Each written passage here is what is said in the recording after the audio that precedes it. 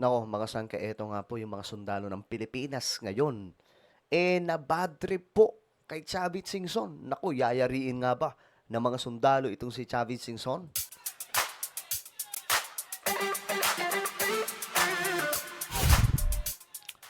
Hello guys, what's up? This is me. I'm back for another vlog. Kamusta po mga kababayan, mga solid sangkay na nanonood ngayon?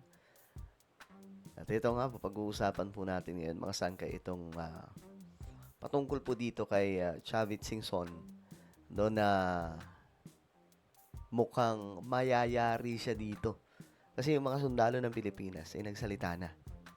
Mag-uusapan po natin to mga sangkay. Anyway guys, bago tayo magtuloy-tuloy, sa mga hindi pa po nakakapag-subscribe dyan, makikita nyo po yung subscribe button sa baba ng video na to. I-click nyo lamang po yung subscribe, i-click ang bell at i-click nyo po yung all.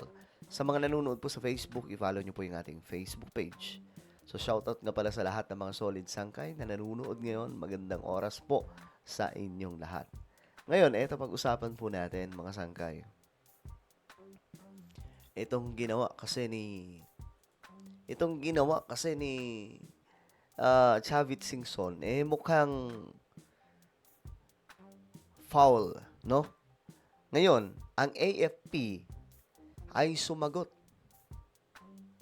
sa panawagan ni Chavit Singson kay General Romeo Brawner na tumindig laban sa korupsyon, na para bang sinasabi niya mga sangkay na itong mga sundalo hindi tumitindig laban sa korupsyon. Ito, panoorin natin. We have taken note of the public statements made by former Ilocos Sur Governor Luis Chavit Singson yesterday, January 5. Ayan na. The Armed Forces of the Philippines maintains its unwavering adherence to the 1987 Constitution, specifically Article 2, Section 3, which explicitly declares civilian authority is at all times supreme over the military. The Armed Forces of the Philippines operates strictly within the chain of command that is anchored on this supremacy. We perform our duties under this civilian authority, which directs the military's establishment in the execution of our mandate. It is in this specific context that the Armed Forces of the Philippines fulfill our role as a protector of the people and the state. As a protector of the people and the state. By remaining disciplined, professional, and united. The Armed Forces of the Philippines ensures that our force is employed solely for its constitutional goals to secure the sovereignty of the state Secure the sovereignty of the state and the integrity of the national territory. and the integrity of the national territory. Ngayon kasi, parang ang tila baga ang dating mga sangkay, itong si Chavit Singson, parang gusto niyang i-involve itong mga kasundaluhan dito para labanan po si PBBM. Di ba nga po, may tinatawag po siyang one-time, big-time rally. Di umano na gagawin mga sangkay. I don't know when, I don't know how, paano niya gagawin yon, since lahat po ng mga ginawang rally ng mga DDS mga sangkay, nilalangaw. 'Di ba? At gusto niya ma-involve ang presensya ng mga sundalo. Gusto niya mga sangkay na yung mga sundalo gayahin kung ano ang ginagawa niya. Hindi po pwede yun. Malinaw na sinasabi po ng tagapagsalita ng kasundaluhan na kami ay tumitindig sa kung ano ang utos, kung ano ang role namin ayon sa Constitution. 'Di ba? Sa Constitution lamang sila nakabase, hindi sila mananunumpa, hindi po sila sumusunod sa kahit na sino. Kagaya po ng sinasabi ni Chavit Singson, no? At sa Constitution, wala po silang ibang gagawin kundi protektahan ang ating bansa. Maging tapat sa Constitution at protektahan ang ating bansa at ang lahat ng teritoryo. Yun po yung mandato mga sangkay ng mga kasundaluhan. So, di ba nga po itong si Pokis nga mga sangkay, di ba, na nadampot, di ba? Nadampot dahil nga po sa kanyang ginawa. Ito, pakita po natin mga sangkay. Ito, papakita po natin para mas maintindihan ng marami itong, kumbaga, hindi magandang ginagawa ngayon ng mga DDS. O, gaya nito mga sangkay, ito, nakita po natin tong video na to eh. Ayan.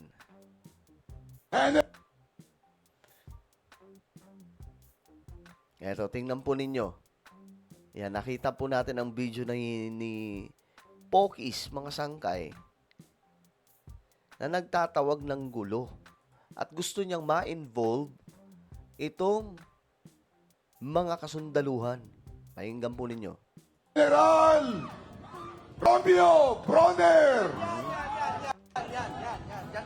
Chief of Staff, Armed Forces of the Philippines, at sa lahat ng mga kasundaluhan, General Milencio Nartates Jr., Chief Philippine National Police, at sa lahat ng kapulisan, malinaw na malinaw, nagtatangis ang langit. Narinig natin, nakita natin ng ating Commander-in-Chief ay hindi karapat-dapat dahil siya ay magnanakaw at siya ay bangag. Kaya ang taong bayan, pakinggan ninyo ang kanyang sinisigaw. Pakinggan ninyo ang mga taong bayan. Ang sinasabi ng taong bayan, kayo ay kampihan ang taong bayan para sa laban na ito. Mag-resign, umalis na ang ating presidente, mag-withdraw ng support ang Armed Forces of the Philippines at National Police. Nakita niyo mga sangkay, yan po yung panawagan nila na kumbaga hindi po talaga maganda mga sangkay. Gusto nila yung mga sundalo ma-involve sa kung anong kalokohan na mayroon pong itong ginagawa nila mga sangkay, which is wrong. No, ang mandato ng mga sundalo is to protect the Filipino people and our territory mga sangkay na hindi po maaargabyado ng kahit na sino. Kaso gusto ng mga kalaban sa politika ni BBM maki-join ng AFP. Alam niyo mga sangkay, kaya nga po nagkanda sakop-sakop itong teritoryo dahil nga po sa napabayaan na mahabang panahon kasi yung mga sundalo noon ginamit sa mga kudita, 'di ba? Consequently, while the armed forces of the Philippines have consistently supported calls for good governance and anti-corruption, Klaro niya. addressing allegations regarding civilian governance, public finance, or economic policy fall exclusively under the jurisdiction of civilian courts and oversight bodies, not the military. This must be addressed through established legal processes. Within our own ranks, the Armed Forces of the Philippines maintains zero tolerance for misconduct. We do not shield offenders. Valid complaints against personnel are handled swiftly through internal mechanisms and proper courts. We caution that calls for military personnel to engage in partisan politics or act outside the chain of command undermine our institutional integrity. While we respect freedom of expression, we remain focused solely on our mission. Ito ha. Ito yung focus na mission ng Philippine Army. Deferring matters of political accountability to the appropriate civilian institutions. At a time when national unity is paramount to defend our sovereignty in the West Philippine Sea, we urge the public to be discerning. We must be vigilant against narratives. Ayan na, maging mapanuri tayo sa mga naratibo. Yung mga naratibo nito mga DDS, iba mga sangkay gusto nilang guluhin ang ating bansa gamit ang kanilang mga propaganda. That masquerade as patriotism, but in reality align with the advanced interests of foreign entities seeking to encroach. Ayan na, binanatan po si Chavit Singson ng Philippine Army.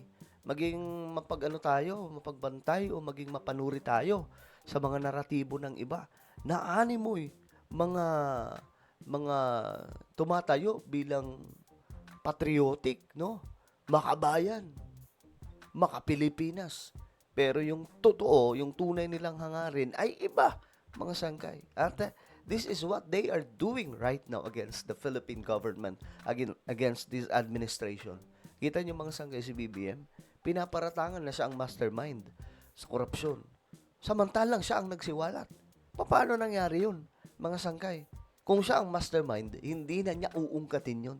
Tatabunan niya ng mga malalaking issue or mga malalaki pang mga bagay para lang hindi sumingaw. Di ba mga sangkay? Kaya nga mastermind eh. Pag mastermind ka, ganun ang gagawin mo, hindi ka kakanta. Upon our territory. Ang panawagan po sa sandatahang lakas ng Pilipinas ay malinaw ang sagot. Sundin natin ang saligang batas. Yun, basag. Binasag po si Chavit Singson. So ano po ang inyong opinion tungkol po dito, mga sangkay? Comment down below. Meron po tayong YouTube channel. Ito po ay Sangkay Revelation. Hanapin nyo po ito ngayon sa YouTube. Kapag nakita nyo na, i-click nyo po yung subscribe, i-click ang bell, at i-click nyo po yung all. Ako na po ay magpapaalam. Mag-iingat pong lahat. God bless everyone.